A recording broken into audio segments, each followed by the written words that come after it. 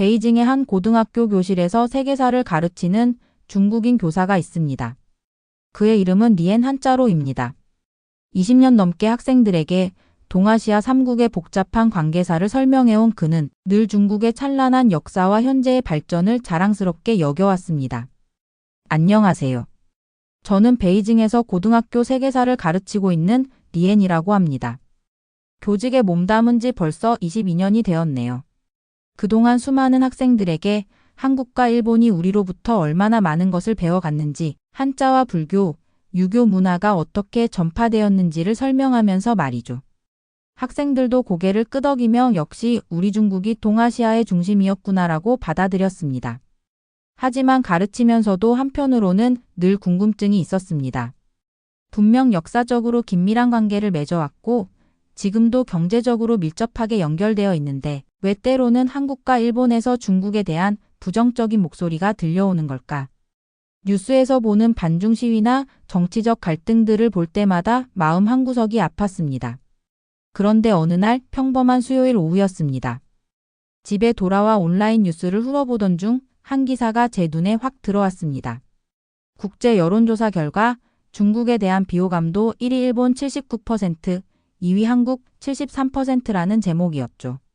처음에는 제 눈을 의심했습니다. 다시 한 번 아니 3번을 더 읽어봤지만 내용은 변하지 않았습니다. 일본인 10명 중 8명, 한국인 10명 중 7명이 중국에 대해 부정적인 감정을 가지고 있다는 것이었습니다.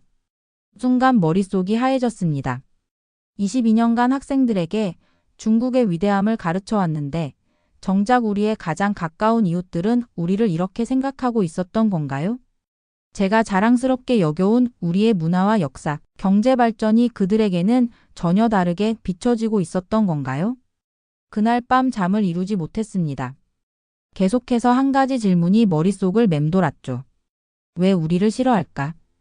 분명 우리는 그들에게 나쁜 일을 한 적이 없는데 오히려 경제적으로도 많이 도와주고 문화 교류도 활발히 하고 있는데 말이죠.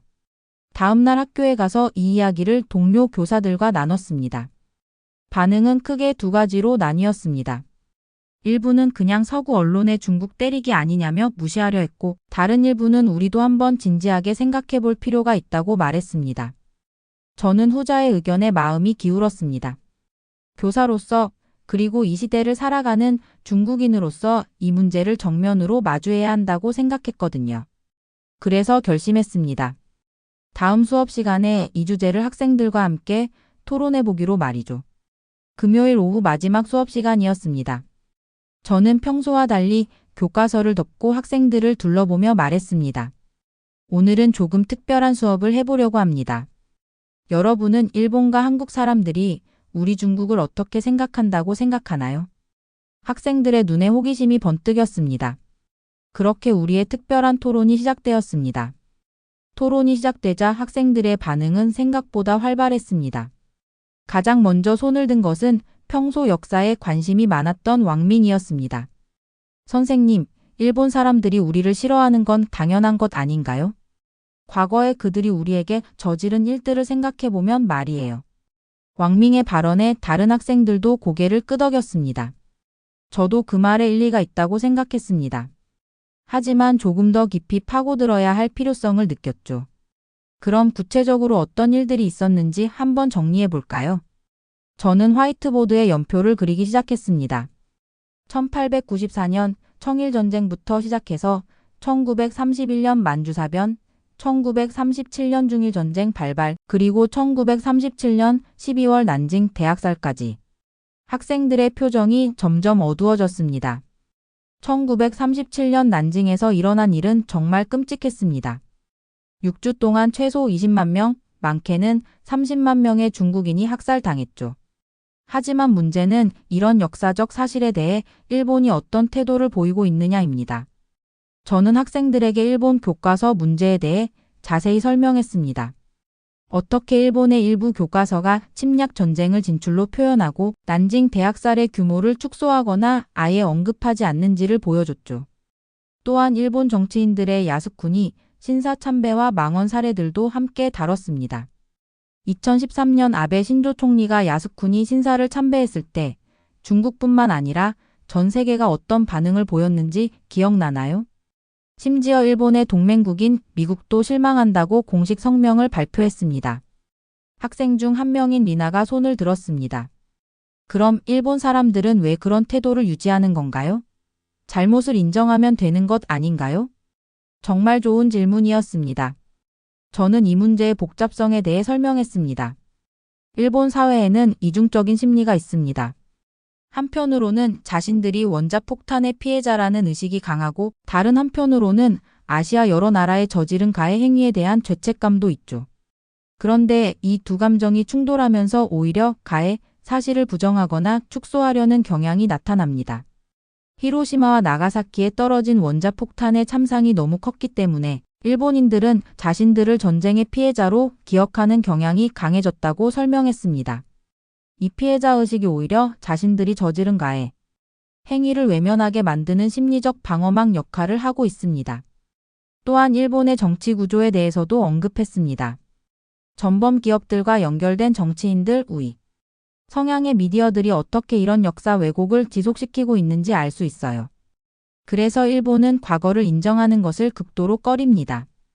사과를 하더라도 진정성이 느껴지지 않고 오히려 나중에 그 사과를 번복하는 경우도 많아요.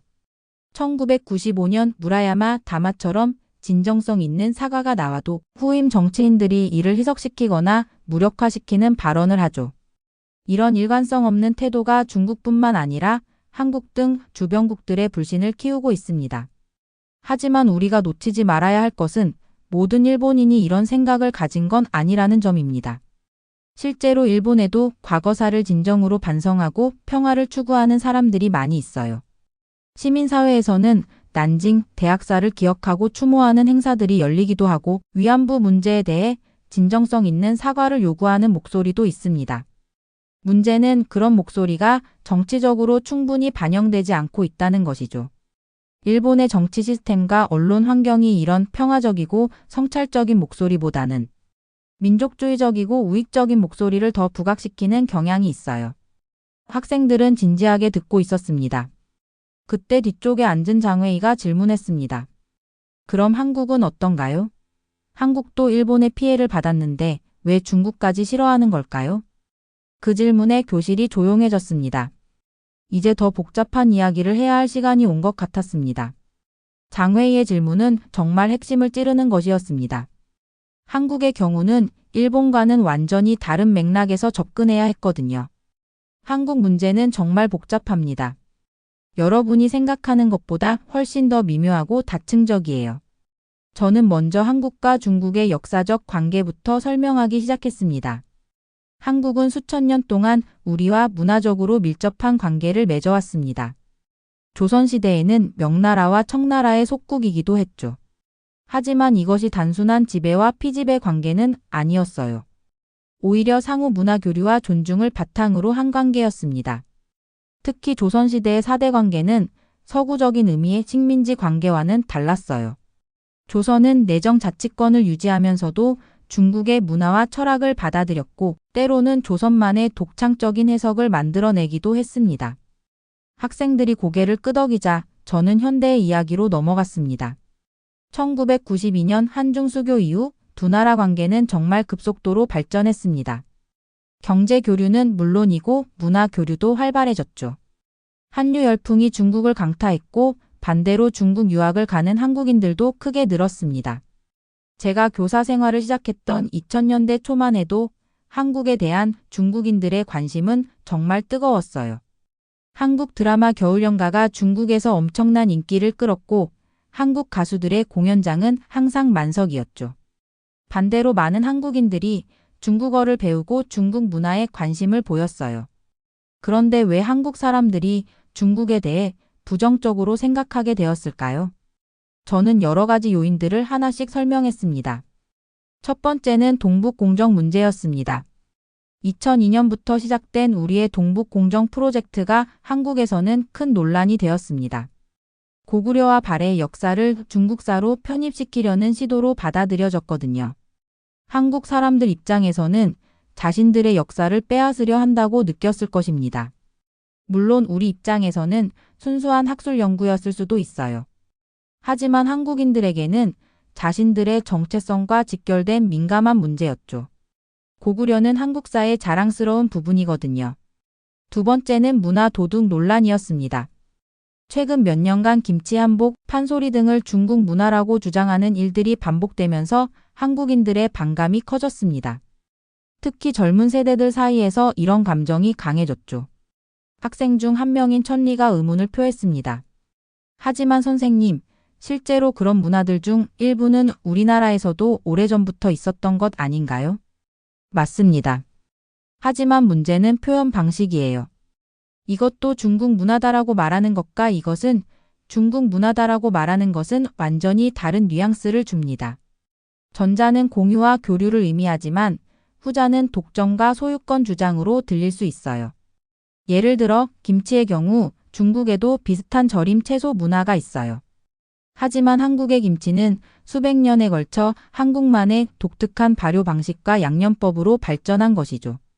이를 단순히 중국 음식이라고 주장하면 한국인들은 자신들의 문화적 정체성을 부정당한다고 느낄 수밖에 없어요.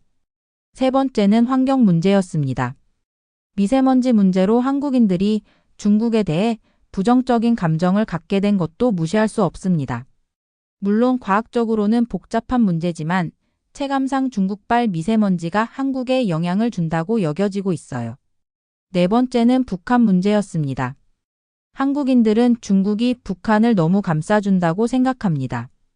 북한의 핵개발과 도발 행위에 대해 중국이 충분히 강력하게 대응하지 않는다고 보는 거죠. 특히 북한이 미사일을 발사하거나 핵실험을 할 때마다 한국 언론에서는 중국의 책임론이 제기됩니다. 그리고 마지막으로 가장 중요한 요인을 설명했습니다. 하지만 가장 큰 이유는 따로 있습니다. 한국인들의 기대와 실망 사이의 간극이에요. 한국은 일본과 달리 중국과 오랜 문화적 유대감을 가지고 있습니다. 그래서 중국에 대한 기대도 컸어요. 우리와 문화를 공유하는 중국이라면 우리를 이해해 줄 것이다 라는 기대 말이죠. 하지만 현실에서는 그런 기대가 충족되지 않는 경우가 많았습니다. 오히려 때로는 일본보다도 더 실망스러운 행동을 보일 때가 있었죠. 그래서 배신감이라는 감정까지 생겨난 것 같습니다. 이는 마치 가족이나 친한 친구에게 더 큰 상처를 받는 것과 비슷해요. 처음부터 거리감이 있는 사이라면 실망도 적지만 가깝다고 생각했던 사이에서 배신당하면 그 상처는 훨씬 깊거든요. 교실이 조용해졌습니다. 학생들이 이 복잡한 감정의 뉘앙스를 이해하려고 애쓰고 있는 것 같았습니다. 자, 그럼 이제 한국과 일본의 차이점에 대해 좀 더 자세히 이야기해 볼까요? 둘 다 중국에 대해 부정적인 감정을 가지고 있지만 그 이유와 성격은 완전히 다릅니다. 저는 화이트보드에 한국과 일본을 비교하는 표를 그리기 시작했습니다. 먼저 일본의 경우를 다시 정리해 보죠. 일본은 명백한 가해자였습니다. 중국을 침략하고 수많은 중국인을 학살했던 나라예요. 하지만 아이러니하게도 자신들을 피해자라고 여기는 의식이 강합니다. 학생들이 의아해하는 표정을 지었습니다.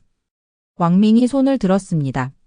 어떻게 가해자가 피해자라고 생각할 수 있나요? 바로 원자폭탄 때문입니다. 히로시마와 나가사키에 떨어진 원폭의 참상이 너무 컸기 때문에 일본인들은 자신들을 전쟁의 피해자로 기억하는 경향이 강해졌어요.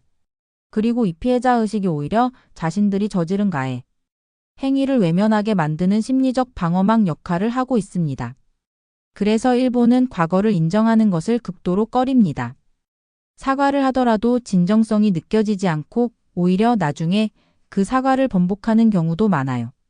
1995년 무라야마 다마처럼 진정성 있는 사과가 나와도 후임 정치인들이 이를 희석시키거나 무력화시키는 발언을 하죠. 이어서 한국의 경우를 설명했습니다. 한국은 완전히 다릅니다. 한국은 일본 제국주의의 명백한 피해자였어요. 35년간 식민 지배를 받았고 강제징용, 위안부 등 끔찍한 피해를 당했습니다. 하지만 한국은 피해자임에도 불구하고 당당하게 목소리를 냅니다. 특히 중국과의 관계에서 한국이 보이는 태도를 보세요.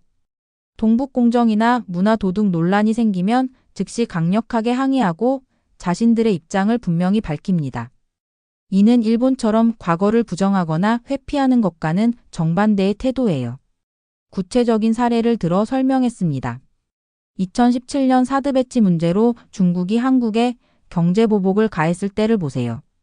한국은 엄청난 경제적 타격을 받았습니다. 롯데마트가 중국에서 철수해야 했고 한국 관광업계도 큰 피해를 입었어요. 하지만 한국은 굴복하지 않았습니다. 오히려 중국의 부당한 압박에 굴복할 수 없다며 끝까지 자신들의 입장을 고수했어요. 이는 한국이 가진 독특한 특성 때문입니다.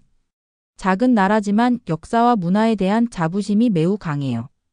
그리고 그동안 강대국들 사이에서 살아남기 위해 끊임없이 투쟁해온 경험이 있습니다. 문화적 자신감에서도 큰 차이가 있습니다. 한국은 한류를 통해 전 세계에 자신들의 문화를 당당히 알리고 있어요. K-팝, 드라마, 영화, 심지어 김치와 한식까지 자신들만의 독특함을 인정받고 있습니다. BTS가 빌보드 차트 1위를 차지하고 기생충이 아카데미상을 수상하고 오징어 게임이 전 세계적인 신드롬을 일으키는 것을 보면서 한국인들은 자신들의 문화에 대한 자신감을 더욱 키워가고 있어요. 일본도 물론 문화 강국이지만 최근 들어서는 상대적으로 내향적인 모습을 보이고 있어요. 과거의 영광에만 안주하려는 경향이 있다고 할까요? 이제 대만과 화교 사회 이야기를 간단히 다뤘습니다. 하지만 일본과 한국만이 중국에 대해 복잡한 감정을 가진 건 아닙니다. 우리와 같은 핏줄을 가진 사람들도 때로는 중국을 비판적으로 바라보는 경우가 있어요. 대만의 경우는 여러분도 잘 알다시피 정치적 갈등이 근본 원인입니다. 1949년 국공내전 이후 분단된 상황이 지금까지 이어지고 있죠. 특히 젊은 세대로 갈수록 대만인 정체성이 강해지면서 중국에 대한 거부감도 커지고 있습니다. 70년이 넘는 분단 기간 동안 양쪽 사회가 완전히 다른 방향으로 발전했어요. 정치체제, 경제 시스템, 사회 문화 모든 면에서 차이가 커진 겁니다. 특히 대만에서는 민주화 이후 자유로운 정치, 참여를 경험한 세대들이 권위주의적인 중국 체제에 대해 거부감을 느끼는 것 같습니다. 해외에 살고 있는 화교들의 경우는 또 다른 딜레마에 직면해 있습니다. 한편으로는 중국의 발전을 자랑스럽게 여기지만 다른 한편으로는 현지에서 중국인이라는 이유로 차별을 받기도 해요. 특히 코로나19 팬데믹 이후 서구 사회에서 아시아인에 대한 혐오 범죄가 크게 늘었습니다. 이때 화교들은 이중고를 겪었어요. 결국 한국과 일본의 가장 큰 차이는 역사와 현실을 대하는 자세입니다. 한국은 어려운 과거도 인정하고 현재의 문제도 정면으로 마주하려고 합니다. 반면 일본은 불편한 진실을 외면하려는 경향이 강해요. 그리고 이런 차이가 중국에 대한 태도에서도 그대로 나타나는 것 같습니다. 토론을 통해 학생들과 함께 이 복잡한 문제를 살펴본 후 저는 깊은 깨달음을 얻게 되었습니다. 그것은 단순히 왜 그들이 우리를 싫어하는가? 에 대한 답이 아니라 우리가 진정한 강국이 되기 위해서는 무엇이 필요한가? 에 대한 답이었습니다. 여러분, 오늘 토론을 통해 제가 깨달은 것이 있습니다. 중국이 진정한 강국이 되려면 단순히 경제력이나 군사력만 키우는 것으로는 충분하지 않다는 것입니다. 학생들이 집중해서 듣고 있었습니다. 진정한 강국은 주변국들로부터 존경받는 나라입니다. 그리고 존경받기 위해서는 먼저 상대방을 존중할 줄 알아야 해요. 구체적인 예를 들어 설명했습니다. 일본의 경우를 봅시다. 우리는 일본이 과거사를 제대로 인정하지 않는다고 비판합니다. 맞는 말이에요. 하지만 동시에 우리도 돌아봐야 할 점이 있습니다. 우리가 일본의 이런 문제점을 지적할 때 정말로 건설적인 방식으로 하고 있는가? 때로는 우리도 감정적으로만 대응하거나 일본의 모든 것을 부정적으로만 바라보는 경향이 있지 않나요? 일본에도 분명 평화를 추구하고 역사를 제대로 바라보려는 사람들이 있는데 우리가 그런 목소리에 귀 기울이고 있는지 의문입니다. 한국에 대해서도 마찬가지였습니다. 한국의 경우는 더욱 복잡합니다. 한국은 역사적으로 우리와 가장 가까운 나라 중 하나였어요. 그런 한국이 우리에게 등을 돌리고 있다면 우리가 뭔가 잘못하고 있는 것은 아닐까요? 동북공정 문제를 예로 들어봅시다. 우리 입장에서는 학술적 연구라고 생각할 수 있지만 한국 입장에서는 자신들의 역사를 빼앗으려는 시도로 느껴질 수 있어요. 그렇다면 우리가 이런 연구를 할 때 한국의 감정도 고려해야 하는 것 아닐까요? 문화 문제도 마찬가지입니다. 김치나 한복 같은 것들을 중국 것이라고 주장할 때 우리는 단순히 사실을 말하는 것이라고 생각할 수 있어요. 하지만 한국 사람들에게는 자신들의 정체성을 부정당하는 것으로 느껴질 수 있습니다. 저는 학생들에게 핵심을 전달했습니다. 강대국의 진정한 힘은 약소국을 누르는 데 있는 것이 아니라 약소국도 당당하게 자신의 목소리를 낼 수 있게 해주는 아량에 있습니다. 미국이 패권국이 된 것도 단순히 힘 때문만은 아니에요. 자유와 민주주의라는 가치를 내세우며 다른 나라들에게 희망을 주었기 때문입니다. 수업을 마친 후 저는 혼자 교무실에 남아 오늘 있었던 토론을 되새겨 보았습니다. 그리고 문득 이런 생각이 들었습니다. 만약 한국의 시청자분들이 오늘 우리의 이야기를 듣게 된다면 어떤 기분일까? 솔직히 말씀드리자면 저는 오늘 토론을 통해 한국에 대한 제 인식이 많이 바뀌었습니다. 한국이라는 나라를 보면서 가장 인상 깊었던 것은 바로 그들의 당당함이었습니다. 작은 나라지만 결코 움츠러들지 않고 자신들의 역사와 문화에 대한 자부심을 당당히 드러내는 모습이 말이죠. 특히 최근 몇 년간 한류를 통해 보여준 문화적 자신감은 정말 놀라웠습니다. BTS, 블랙핑크 같은 K-팝 그룹들이 전 세계를 무대로 활약하고 기생충, 오징어 게임 같은 작품들이 글로벌 문화 콘텐츠로 인정받는 것을 보면서 저는 한국이 가진 저력을 새롭게 인식하게 되었습니다. 그리고 이런 성과들은 하루아침에 이루어진 것이 아닙니다. 수십 년간 자신들만의 독특한 문화를 꾸준히 발전시켜온 결과예요. 더 중요한 것은 이 과정에서 한국이 다른 나라의 문화를 배척하거나 부정한 것이 아니라 오히려 적극적으로 받아들이면서도 자신들만의 색깔을 잃지 않았다는 점입니다. 역사 문제에서도 한국의 태도는 일본과는 확실히 다릅니다. 한국은 자신들이 당한 피해를 숨기지 않습니다. 오히려 이를 교훈으로 삼아 같은 일이 반복되지 않도록 노력하고 있어요. 그리고 다른 나라가 잘못했을 때도 분명하게 지적할 줄 압니다. 한국은 강대국의 눈치를 보면서 자신의 원칙을 포기하는 나라가 아닙니다. 때로는 손해를 보더라도 자신이 옳다고 생각하는 길을 가는 나라예요. 이런 모습이 때로는 답답하게 느껴질 수 있지만 동시에 존경스럽기도 합니다. 한국 시청자 여러분께 말씀드리고 싶은 것은 적어도 이중국인 교사의 눈에는 한국이 결코 만만한 나라가 아니라는 점입니다. 오히려 일본과는 달리 역사를 바로 세우고 미래를 향해 당당히 나아가는 진정한 파트너가 될 수 있는 나라라고 생각합니다. 이 내용이 마음에 드셨다면 구독, 좋아요, 알림 설정 부탁드립니다. 감사합니다.